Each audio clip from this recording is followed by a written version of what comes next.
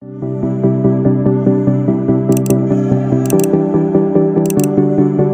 Suci Perjanjian Lama, Kitab Ester bab 1. Ratu Wasti dibuang. Pada zaman Ahasiweros, dialah Ahasiweros yang merajai 127 daerah, mulai dari India sampai ke Ethiopia. Pada zaman itu, ketika Raja Ahasiweros bersemayam di atas tahta kerajaannya di dalam benteng Susan, pada tahun yang ketiga dalam pemerintahannya, diadakanlah oleh Baginda perjamuan bagi semua pembesar dan pegawainya, tentara Persia dan Media, kaum bangsawan dan pembesar daerah hadir di hadapan Baginda. Di samping itu, Baginda memamerkan kekayaan, kemuliaan kerajaannya, dan keindahan kebesarannya yang bersemarak berhari-hari lamanya, sampai 180 hari. Setelah genap hari-hari itu, maka Raja mengadakan perjamuan lagi 7 hari lamanya bagi seluruh rakyatnya yang terdapat di dalam benteng Susan, daripada orang besar sampai kepada orang kecil, bertempat di pelataran yang ada di taman istana kerajaan.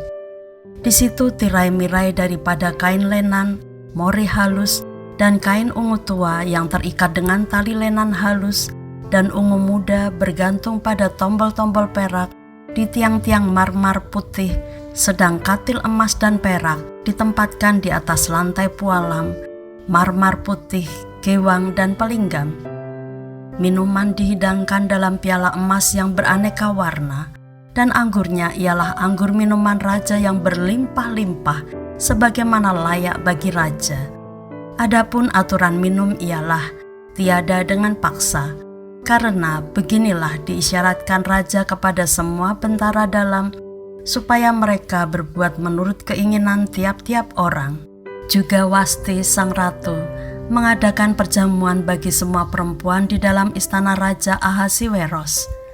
Pada hari yang ke-7, ketika raja riang gembira hatinya karena minum anggur, bertitahlah Baginda kepada Mehuman, Bista, Harbona, Bikta, Abakta, Setar, dan Karkas, yakni ke-7 sida-sida yang bertugas di hadapan Raja Ahasiweros, supaya mereka membawa Wasti sang ratu dengan memakai mahkota kerajaan menghadap raja untuk memperlihatkan kecantikannya kepada sekalian rakyat dan pembesar-pembesar, karena sang ratu sangat elok rupanya.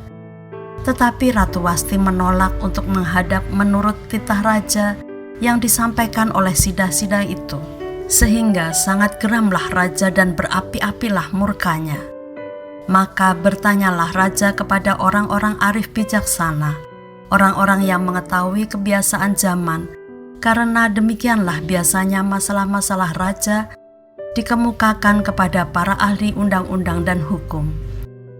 Adapun yang terdekat kepada Baginda ialah Karsena, Setar, Atmata, Tarsis, Meres, Marsena, dan Memukan, ke-7 pembesar Persia dan Media yang boleh memandang wajah raja dan yang mempunyai kedudukan yang tinggi di dalam kerajaan. Tanya raja, apakah yang harus diperbuat atas Ratu Wasti menurut undang-undang, karena tidak dilakukannya titah Raja Ahasiweros yang disampaikan oleh sida-sida?